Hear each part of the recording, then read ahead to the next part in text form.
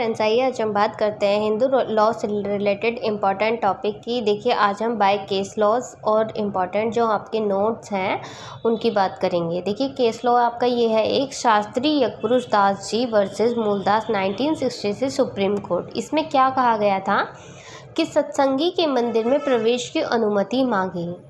सत्संगी के मंदिर में प्रवेश की अनुमति मांगी थी। इसमें किन्होंने? शेड्यूल कास्ट वालों ने। ठीक है, न्यायमूर्ति गजेंद्र गडकर, जिन्होंने क्या कहा, हिंदू को परिभाषित किया प्रथम बार। उन्होंने मतलब इस तरीके से जो शेड्यूल कास्ट के लोग हैं उनको भी एक कैटेगरी माना कि भाई हमारे जो 4 वर्ण हैं, ब्राह्मण, क्षत्रिय, वैश्य, शूद्र, तो उन शूद्र होने की दृष्टि से जो ऐसी कैटेगरी के लोग हैं, शेड्यूल कास्ट के हैं, तो उनको भी अधिकार है। तो इसीलिए न्यायमूर्ति गजेंद्र गडकर जी ने बोला हरिजन हिंदू हैं क्योंकि वे 4 वर्गों में से एक हैं, तो इसीलिए उनको भी सत्संगी के मंदिर में प्रवेश करने की अनुमति है।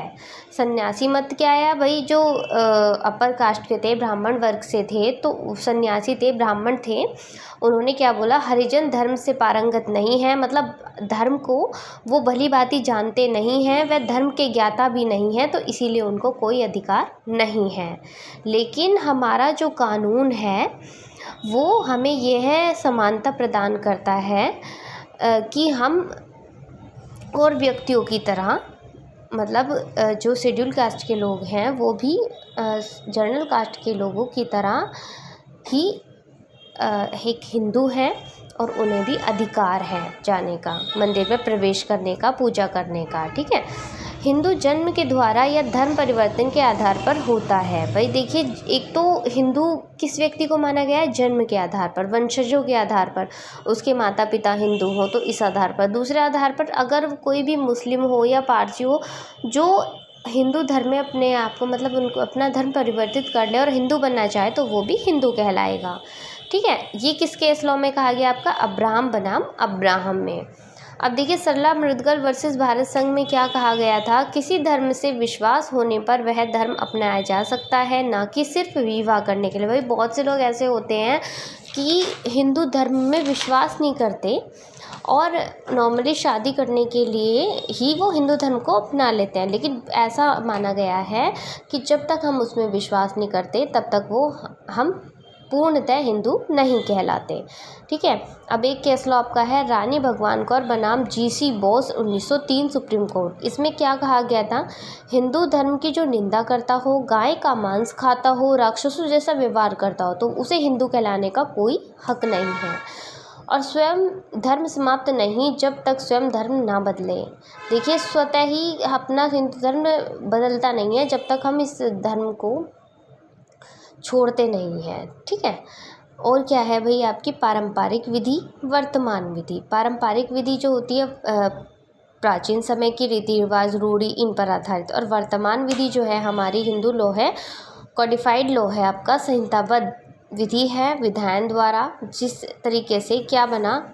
Hindu marriage act 1955, Hindu succession act 1956, Hindu adoption and maintenance act 1956, Hindu guardianship act 1956। ठीक है, ये वर्तमान विधि के अनुरूप ही हमारे बने।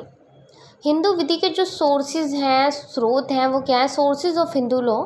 स्रोत के तात्पर्य ऐसी सामग्री है जिसे हमें धर्म संबंधी ज्ञान प्राप्त हो। देखिए, प्राथमिक स्रोत और गौण स्रोत, इन्हें 2 आधारों पर बांटा गया है। प्राथमिक में क्या है? हमारे मूल स्रोत जो है वह सामग्री जिसमें हम हिंदू धर्म की मूल जानकारी प्राप्त करेंगे। किन किन आधारों पर? श्रुति से, स्मृति से, भाष्य, टीका, निबंध से व रूढ़ियों से। ठीक, और गौण स्रोत में सेकंड वाले द्वितीयक स्रोत भी कहा जाता है इन्हें। यह सामग्री से अन्य जानकारी प्राप्त होती है। विधायन, न्यायिक निर्णय, न्याय, साम्य, सद्विवेक। देखिए, जैसे कि मैंने अभी पहले बताया कि इस लॉ के ज़रिए कि भाई क्या क्या बात कही गई, किस तरीके से, जैसा आपने न्यायाधीश गजेंद्र सिंह ने क्या मतलब उस ऑर्डर में कहा था, तो उस आधार पर हमें क्या पता चला कि भाई जो हरिजन हैं वो व्यक्ति भी धर्म के लायक हैं और मतलब कि मंदिर में प्रवेश करना व उनको पूजा करना वर्जित नहीं है। ठीक है, तो ये हमारे गौण स्रोत के रूप में आ गए। विधायन, न्यायिक निर्णय, न्याय, साम्य, सद्विवेक। ठीक,